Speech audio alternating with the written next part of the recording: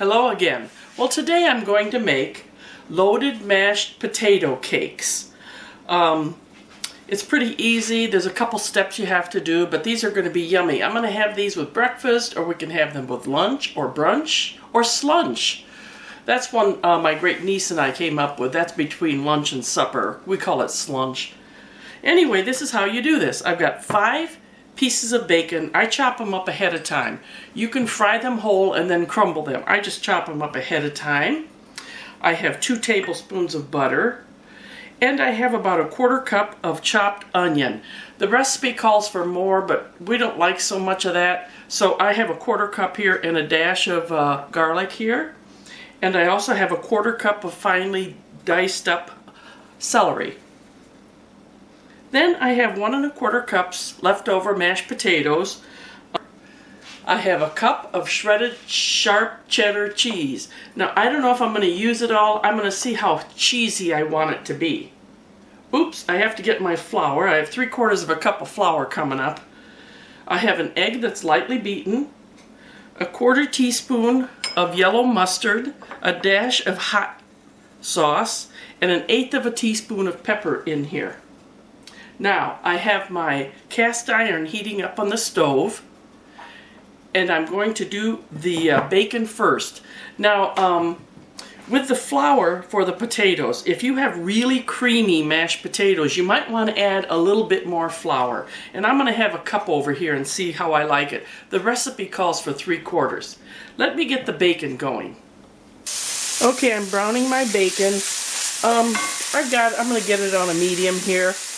When you do cast iron, you want to heat it up ahead of time, like 5 or 10 minutes. You don't have to have it on hot, but it takes a little bit for the cast iron to get heated. So I'm going to go ahead and let these brown. Now when they're brown, do not throw out any bacon grease you have. You're going to use that later. We'll let these brown up. Well, my bacon is done. I'm going to try to stay out of your way here. So now I'm going to put it on paper towels to drain. And I want to keep as much of the beef, of the drippings in here as I can.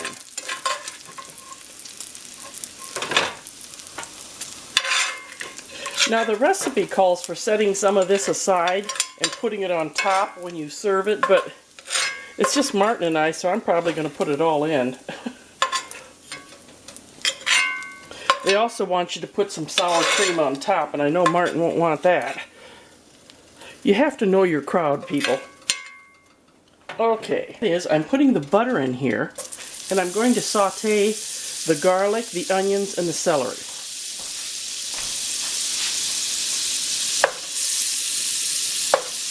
And I have this on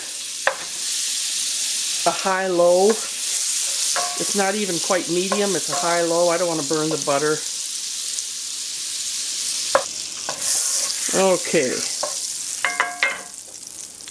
And since I have it on a little lower heat, I don't want to burn the butter or anything, it'll take a few minutes here. You want to soften this, the celery up and the onions up. Okay, we're going to let that simmer. Okay, the bacon's in here. Now I'm putting all the bacon together. I'm not going to sprinkle some on when I serve, but you can do that. That will be in the recipe.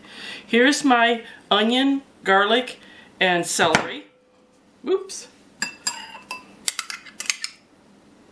Put that in, and then everything else goes in. So I have my potatoes. Maybe mix that in first along with this. Everything goes in. Here we go. And remember the flour, I'm going to try to see how loose the potatoes were. It depends on how loose the potatoes were.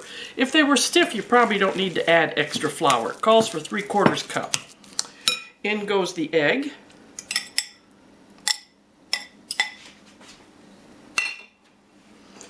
In goes the flour next. And I don't know if I'm going to use all the cheese. I'm going to put in part of the flour.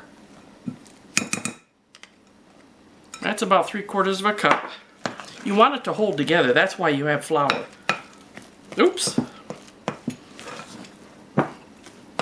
Now I'm going to put in cheese. And like I said, I'm not sure I want it all. I'm going to put in 3/4 of it right now.